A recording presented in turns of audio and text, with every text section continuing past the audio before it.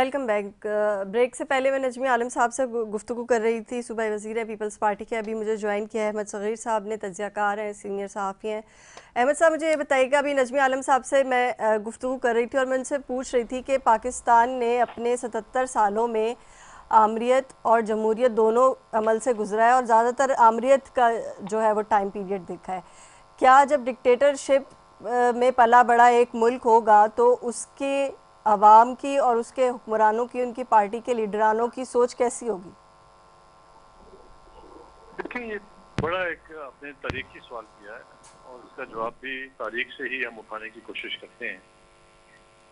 آپ دیکھیے کہ اس ملک کے اندر جو جمہوری لوگ ہیں ان کے اندر بھی ایک خاص قسم کی ڈکٹیٹرشپ پائی جاتی ہے. مثلاً آپ دیکھیے ذرا ان پولیٹیکل پارٹیز کے اندر آپ دیکھیں کہ ایک خاص قسم کی ڈائنیسٹی آپ کو نظر آئے گی کہ باپ ہے تو باپ کے بعد بیٹا ہے, ماں ہے تو ماں کے بعد بیٹی ہے یا بیٹا ہے, اور وہی اولادیں ہیں, وہی خاندان ہیں, وہی فیملیز ہیں. وہاں پہ اگر کوئی اور کوشش بھی کرتا ہے آگے آنے کی یا الیکشن کانٹیسٹ کرنے کی with in a party, intra party elections کے اندر, تو اس کو آنے نہیں دیا جاتا. تو اس کا مطلب یہ ہے کہ جو پارٹی اپنے اندر ایک جمہوری عمل کو فروغ نہیں چڑھا پا رہی یا نہیں چڑھا پائیں, آپ ان پولیٹیکل پارٹی سے کیا ایکسپیکٹ کریں گی کہ وہ پارٹیاں جو ہیں وہ پاکستان کے اندر جو ہے ایک پولیٹیکل سسٹم کو, ایک ڈیموکریٹک سسٹم کو جو ہے اس کو کہیں پروان چڑھائیں گے؟ تو مشکل ہے. اس کی وجہ کیا ہے؟ اس کی وجہ یہ کہ یہ سارے کے سارے یہ ان میں سے بیشتر لوگ جو ہیں یہ مختلف جو فوجی عامر کہہ لیں یا فوجی حکمران کہہ لیں یا آپ ڈکٹیٹرز کہہ لیں, ان کی ہی پیداوار رہے ہیں. اگر آپ بھٹو صاحب کو دیکھیں, ٹھیک ہے بھٹو صاحب ایک بہت جمہوری آدمی تھے, لیکن الٹیمیٹلی ایوب خان صاحب ہی ان کی انگلی پکڑ کے ان کو ڈیڈی بنا کے وہ آئے تھے. آپ اگر میاں نواز شریف صاحب کو دیکھ لیں تو میاں صاحب بھی جو ہے وہ بھی ایک جرنیل کی پیداوار ہیں, وہی ان کو لے کے آئے تھے, انہوں نے ان کو پروان چڑھایا, انہوں نے ان کو. لہذا آپ ان لوگوں سے نہیں وہ کر سکتی. زرداری صاحب ہیں, زرداری صاحب بھی جو ہے وہ کبھی بھی فوج کے خلاف نہ جانا چاہتے تھے, نہ جا رہے ہیں, نہ جائیں گے. بینظیر بھٹو صاحبہ کی ایک پالیسی رہی ہے, لیکن انہوں نے بھی اپنے خاص ادوار میں ان ماشاء اللہ سے بچنے کے لیے یا جو بھی آپ اس کو وجہ کہہ لیں, انہوں نے مختلف وقتوں میں مختلف جرنیلوں کے ساتھ ہاتھ ملایا ہے, ان کے ساتھ بیٹھی ہیں وہ. جب وہ آئی تھی 1986 میں, تو آپ دیکھیں کہ پورے لاہور کے اندر جو ہے مینار پاکستان سے لے کے اور ایئرپورٹ تک ایک ہی آواز تھی کہ بینظیر آئی ہے, انقلاب لائی ہے. لیکن بینظیر بھٹو صاحبہ جو ہے وہ ہیلی کاپٹر میں بیٹھ کے جی ایچ کیوں چلے گی؟ تو اب دیکھیے کہ بڑا مشکل ہے. ٹھیک ہے انہوں نے مشرف صاحب کے خلاف ایک وہ کیا تھا, لیکن پھر الٹیمیٹلی ان کی آگے اولاد کو جو ہے وہ ان کے ساتھ ہاتھ ملانے پڑے. یہی یہ ایک وقت میں کہتے ہیں کہ خلائی مخلوق, اور دوسرے وقت میں ان کے ساتھ مل کے بیٹھ کے حکومت بھی بنا کے چلا رہے ہوتے ہیں. سو جب تک کہ یہ سیاسی جماعتیں اپنے اندر جو ان کے منشور کے علاوہ جو ان کا عمل ہے, اس عمل کے اندر یہ جمہوری رویے نہیں پنپنے دیتے یا اس کو پنپنے کے لیے کوشش نہیں کرتے, تو بہت مشکل ہے کہ ان سیاسی پارٹیوں سے آپ کہیں کہ جی یہ جو ہے یہ پاکستان کے اندر جو ہے وہ بہت بڑی جمہوریت لے آئیں گے. ٹھیک ہے, اچھا لگتا ہے نعروں کی حد تک, باتوں کی حد تک, دعووں کی حد تک, اور جو بڑے بڑے جو ان کے جو معاملات ہیں اس میں, لیکن پریکٹیکلی میں نے کبھی میں قاصر ہوں بطور پولیٹیکل سائنس کے طالب علم کے, کہ مجھے کہیں پہ نظر نہیں آیا ان کے اندر کہ یہ بہت بڑے سیاسی افلاطون ہیں یا جمہوری افلاطون ہیں. تو ایسی جمہوری افلاطونیت آپ کو نظر نہیں آئے گی پاکستان کے ڈیموکریٹک سسٹم میں. اس کے لیے ابھی جو ایک قطع کلامی معاف احمد صاحب, لیکن میں یہ پوچھنا چاہ رہی تھی آپ سے ساتھ ساتھ کہ ابھی جو کرنٹ حکومت ہے جو الیکشن سے آئی ہے, اور اس سے پہلے جو کیئر ٹیکر گورنمنٹ جو ہے وہ بھی رہ چکی ہے, اس میں انہوں نے بھی کافی کوشش کی, ابھی بھی حکومت کوشش کری کہ تمام جماعتیں ایک ساتھ بیٹھیں, کوئی حل نکالیں. نجمی عالم صاحب نے بڑی اچھی بات کی کہ جو معاشی غلام ہے وہ جو 77 جو ہے وہ پاکستان کی جشن آزادی منانے کے لیے تیار ہیں. تو ایسے پھر غلامی کا کیا فائدہ جب ہم آزادی منا رہے ہیں اور ایک طرف ہم غلامی کی زندگی جو ہے وہ گزار رہے ہیں. دیکھیے Muniba, beggars can not be choosers. جو بھکاری ہوتا ہے اس کے پاس چوائس کی آپشن نہیں ہوتی. ہم بیگرز ہیں, ہم نے مانگنا ہے. ہم ان سے مانگیں گے, ان سے نہیں ملے گا تو کسی اور سے مانگیں گے. ہم سعودی عرب سے مانگتے آئے ہیں, ہم کہتے ہیں اچھا پیسے نہیں دیتے تو تیل ہی دے دو. ہم امریکہ سے مانگتے ہیں, ہم پہلے ان سے کہتے تھے کہ ہمیں جو ہے پولوشن سپورٹ فنڈ کے اندر جو ہے, جو ہم آپ کے پارٹنر رہے ہیں ٹیررزم کے خلاف, اس میں ہمیں جو ہمارا بنتا ہے وہ دو. جب انہوں نے وہ نہیں دیا, پھر ہم کچھ اور مانگنے لگے, جو وہ نہیں ملا کچھ اور, تو کچھ بھی نہیں ملا تو ہم IMF کے پاس چلے گئے. IMF نے کہا جی نہیں ہے, تو ہم نے کبھی اس کو کہا, کبھی اس کو کہا, کبھی ہم چائنا سے مانگتے ہیں, کبھی ہم کسی سے مانگتے ہیں, کبھی کسی سے مانگتے ہیں. ہمارے پاس چوائس نہیں ہے.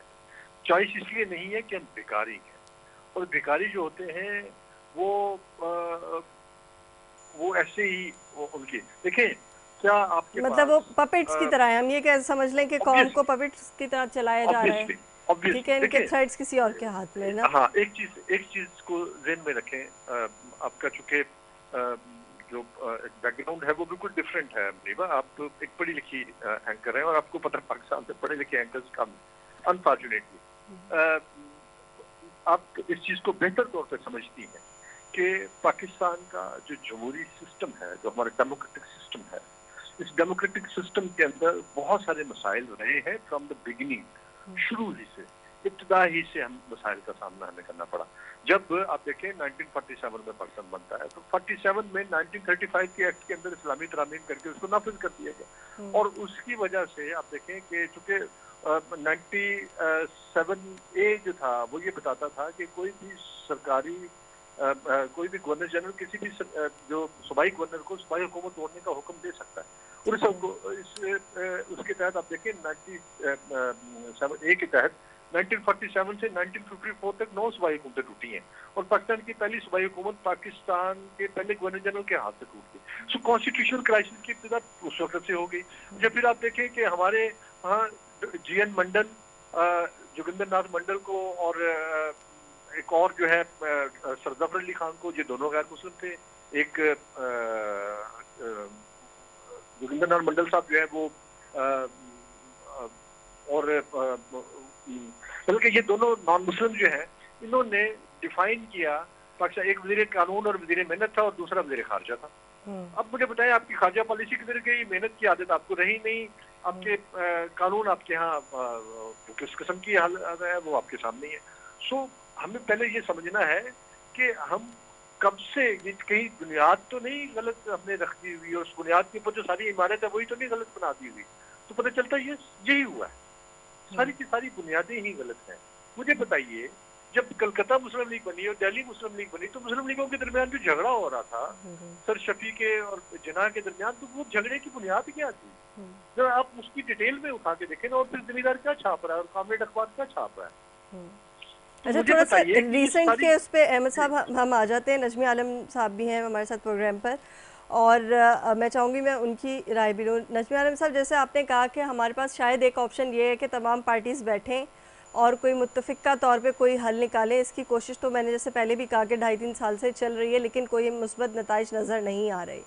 کیا آپ کو لگتا ہے کہ یہ جو ایک ریسنٹ ایونٹ ہے, جو ہمارے ایکس ڈی جی ISI کے گرفتاری اور ان کے اوپر کورٹ مارشل کا کیس, اور دوسری طرف جو ہے وہ یہ ٹاپ سٹی کا ایک دم سے کیس آنے لگ گیا, پھر کہا گیا کہ ان کا جو ہے وہ سیاسی مداخلت پر بھی چیزیں ہوں گی, یہ ساری چیزیں کیا عوام سننا چاہتی ہے؟ عوام چاہتی ہے کہ اس کو بھی جو ہے وہ اتنی پریشانیاں, جہاں بجلی نہیں ہے, گیس نہیں ہے, لائٹ نہیں ہے, سڑکیں نہیں ہیں, سیوریج کا سسٹم نہیں ہے, اس کے ساتھ یہ سیاسی بحران اور مختلف قسم کے بحران سب برداشت کرتے ہوئے وہ یہ بھی برداشت کرے کہ حکمراں بھی شاید ادھر ادھر ہو رہے ہیں, یا کوئی ایسا جو ہے وہ جنرل آ گیا جو کرپٹ ہے اور اب اس کے خلاف کارروائی ہونے چاہ رہی ہے.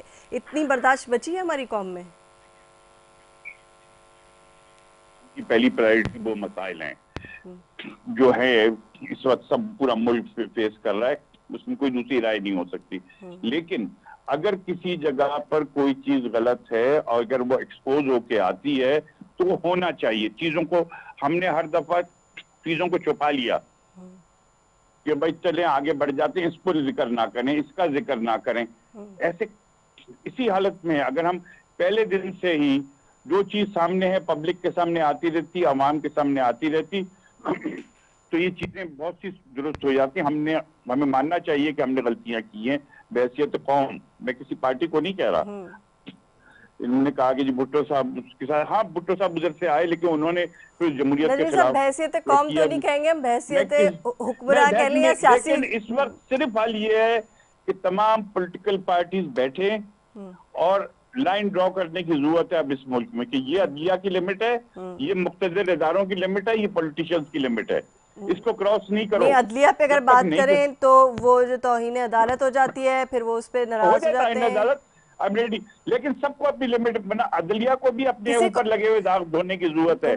जब आपने नजरिया जरूरत के फैसले दे दिए, ये दे दिए, अब वो आके आते हैं कि जी वो गलत थे, तो अदलिया के भी कोई बहुत अच्छा पाकिस्तान में पास नहीं है, ये मानना पड़ेगा हमें कि अगर हमें अदलिया को भी अपने ऊपर लगे, अदलिया बहुत अहम इदारा है, उसके ऊपर जो अभी हालत ये है कि अभी जब रिजर्व सीटों का केस आया तो सुप्रीम कोर्ट को बहुत अच्छा कहा जा रहा था, वो 4 सीटों का आया तो आज मैं सुन रहा था कि वो उनको सुप्रीम कोर्ट को बुरा भला कह रहे थे। बिल्कुल बिल्कुल, ऐसे तो नहीं चलेगा सिस्टम। मैं अहमद सगीर साहब से एक कमेंट ले लूं, फिर मुझे ब्रेक पे भी जाना है। अहमद सगीर साहब, आप क्या कहते हैं इस पर, इस इशू के ऊपर कि कैसे मिलके बैठेंगे सियासी जो कुव्वतें हैं हमारी मुल्क की? बानी पीटीआई कह रहे हैं कि जी अवाम के अंदर जो है वो लावा पका हुआ है, ख़बरदार कर रहा हूँ, अब लोग जेल जाने और जान देने को तैयार हैं। अभी भी उनका बयान इसी तरह है। इस तरह के बयानात के बाद क्या सियासी जमातें मिलके बैठ सकती हैं? लेकिन नहीं बैठ सकती, सिर्फ एक सूरत में बैठ सकती हैं अगर इनका अपना फायदा होता। पीपल्स पार्टी और नून लीग बैठी है ना मिसाल की जमहूरियत पर, और उसमें इन्होंने बैठ के मामला तय किए ना, हुए हैं तय। पीटीआई भी बैठ सकती है, लेकिन अगर पीटीआई को ये लगे कि हाँ उनके इंटरेस्ट जो है वो सेफ गार्ड हो रहा है कहीं पर, लेकिन मुझे नहीं लगता कि ये लोग पीटीआई को साथ मिलाना चाहते, क्योंकि इस वक्त पीटीआई वर्सेस अदर पार्टीज है और other parties versus PTI. So possible नहीं है कि पीटीआई जो है, उनको पता है कि हमारा वोट बैंक जो है वो बढ़ा है, कम नहीं हुआ, और बाकी पॉलिटिकल पार्टीज को ये पता है कि हमारा वोट बैंक कम हुआ है, बढ़ा नहीं है। और उसकी बड़ी और बुनियादी वजह यह है कि जो इन्होंने जल्दबाजी की, इन्होंने फौरी तौर पे इक़्तिदार में आने की कोशिश की, इन्होंने कहा बस ठीक है जी हमें मिल जाए इसको देख लेंगे, इन्होंने निकाल तो दिया उसको। आप मुझे बताएं, नोज डाइव पे जा रही थी पीटीआई जब केयर टेकर्स की, जब इमरान खान को इन्होंने घर भेजा, तो उसके बाद फिर क्या हुआ? उसके बाद ये पॉलिटिकल पार्टी जो है ये बिल्कुल भट्टा बैठ गया इनका, और पीटीआई जो बिल्कुल नीचे आ रही थी वो एकदम उठ खड़ी हुई। अच्छा अहमद साहब, मुझे एक छोटा सा कमेंट देते हैं, ब्रेक पे जाना है। आपको क्या लगता है पीटीआई को मुकम्मल साइडलाइन कर दिया गया है? देखिए, साइडलाइन इस तरह से किया गया है कि कोशिश यही होगी कि अगला ये जो मौजूदा पॉलिटिकल सिस्टम है या पॉलिटिकल जो रजीम है रादर, इसके अंदर पीटीआई को ना रहे, लेकिन ऐसा होगा नहीं, बड़ा मुश्किल है। देखिए, कुछ सियासी जमातें, एक सियासी हकीकत होती है, रियलिटी होती है, बिल्कुल उसी तरह जिस तरह पीपल्स पार्टी को क्रश करने के लिए ज़ियाउल हक साहब ने बड़ी कोशिशें की थी, लेकिन नहीं हुई। सो हमें इसकी सियासी हकीकत को मान लेना चाहिए और उसके साथ कोई और रास्ता निकालना चाहिए। ये रास्ता मुनासिब नहीं है, ये अनारकी की तरफ ले जाएगा। हम इस पे मज़ीद गुफ्तगू करेंगे, या मैं एक प्रोग्राम में छोटा सा ब्रेक लेती हूँ, ब्रेक के बाद गुफ्तगू का सिलसिला जारी रखेंगे।